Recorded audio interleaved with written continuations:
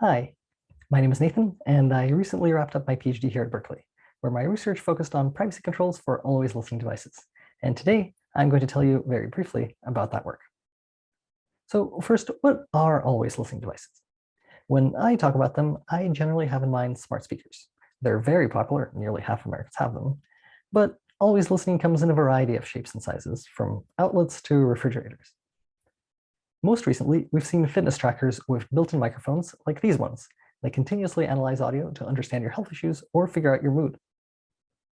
This exemplifies a feature I think will be seen more and more of: continuous analysis of ambient conversations, or what we call passive listening. To give you another concrete example, imagine a voice assistant that behaves proactively. For example, it hears you talking about the weather and offers some relevant information about it. The goal of my research was to understand what privacy controls for these devices might look like. And because this is a large problem, I decomposed it into a number of smaller research questions, which I could tackle separately. Now, proactive or passive listening assistants don't exist yet, but today's smart speakers are already, in a sense, always listening. So our starting point was to look at people's privacy beliefs about their current devices and see what we could learn by having users reflect on and actually review the data that was being stored about them. Among our conclusions was that many people didn't understand what data was being collected from them and how it was stored. We found that people wanted to minimize this data, who it was shared with, and how long it would be retained. With that in mind, we started thinking about how we could architect a voice assistant to work proactively, but minimize how much data it collected.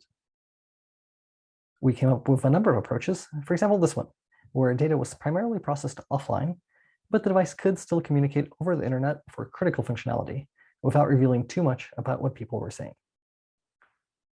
We worked on implementing a prototype of this architecture, and I want to acknowledge a number of undergrads who contributed to this project. The offline architecture is just one of several different approaches that could protect people's privacy. We wanted to know which of them would be best from the perspective of future users, and to what extent they would affect how willing people would be to use assistants in the future. To find out, we built a prototype of an interface where users could install apps for their assistant. We found that people do care about privacy and they want restrictions on the assistants, but it's not necessarily top of mind when they're trying to decide what to install. Because of this, we decided to investigate runtime permission requests, asking for users' permission at the moment they're interacting with the assistant. To test this out, we simulated an always listening assistant that had this feature. It provided helpful information, but asked for permission first. Then we got pairs of people to use it while having a conversation. Participants also told us about privacy features they'd want to see. For example, parental controls and voice match, which could prevent unauthorized people from accessing your data.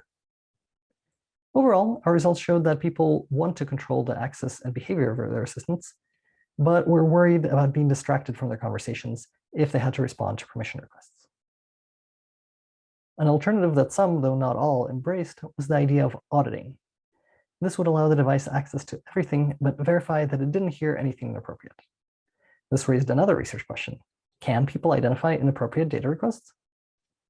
In a separate study, we looked into this and found that yes, people are often able to identify when an app is accessing data it shouldn't, but it depends on the subtlety of the attack. At the conclusion of these studies, we were able to provide a list of recommendations about privacy features that an always listening assistant could have if it were made today. Moving forward, we think our findings could be useful for always listening devices, but also for privacy for smart home devices more generally. And this is something we'll continue to explore. In the meantime, if you have any questions or would like to learn more about anything I talked about today, please don't hesitate to reach out to me. My email is on the screen, and I'd like to thank you for your time.